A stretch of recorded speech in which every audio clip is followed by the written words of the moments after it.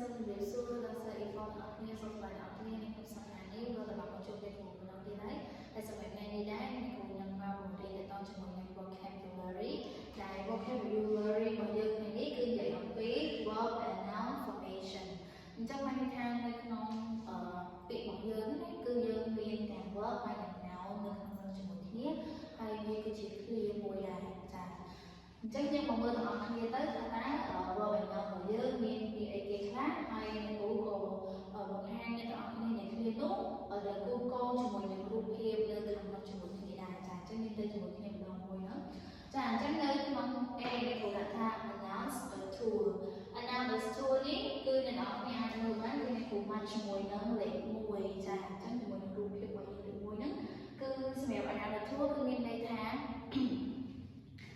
គឺជាដូចជាការវិភាគថ្ងៃដែលតារាល្បីៗដែលគាត់បង្ហាញពីថ្ងៃដែលគាត់នឹងចុះទៅធ្វើប្រគំតន្ត្រីរបស់គាត់ហ្នឹងនៅកន្លែងណាហើយធ្វើនៅថ្ងៃណាចឹងទៅចាអញ្ចឹងគឺភាសាអង់គ្លេសគឺគេហៅថា announce tool ចាសម្រាប់ B គឺ appreciate music appreciate music គឺនៅលេខ2គឺមានន័យថាការដែលយើងពាក្យថា appreciate គឺជាការកោតសរសើរប៉ុន្តែបើសិនជាយើងនិយាយងាយស្ដាប់ទៅលើបទចម្រៀងបានន័យថាយើងស្ដាប់នៅបទចម្រៀងណាដែលយើងពេញចិត្តហើយយើងសប្បាយរីករាយនៅក្នុងការស្ដាប់ទៅលើបទចម្រៀងមួយហ្នឹងចា៎C compose music compose music ចាគឺពាក្យថា compose គឺមានន័យថាតែងអញ្ចឹងអ្នកនរគ្នាមើលរូបភាពបានពាក្យថាតែង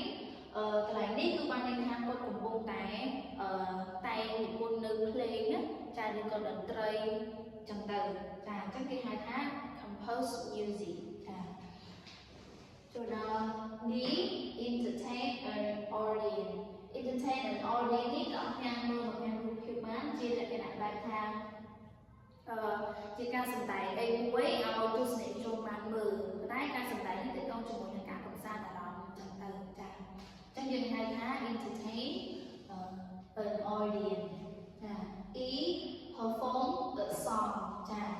អញ្ចឹងត្រូវជាមួយនឹងរៀន5 perform the song ចាគឺជាការដែលឡើង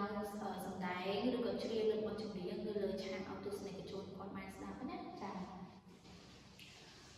F product the song ចាសម្រាប់ product the song គឺ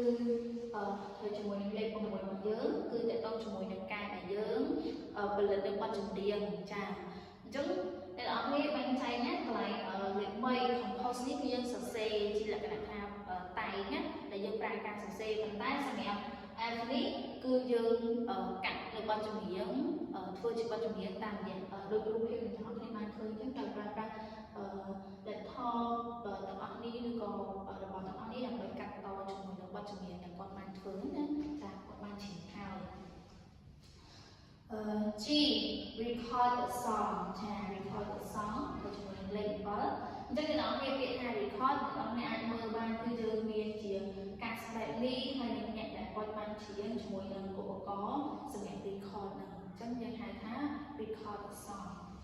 ចុងក្រោយគឺអក្សរ A release a new album ចា release a new album នេះគឺទាក់ទងជាមួយនឹងការដែលតារាចម្រៀងល្បីៗឬក៏តារាណាក៏ដោយតែគាត់ចេញជាមួយនឹងអាល់ប៊ុមថ្មីអាល់ប៊ុមចម្រៀងរបស់គាត់ថ្មីណាអញ្ចឹងគឺភាសាអង់គ្លេសគឺយើងហៅថា release a song ហ្នឹងចា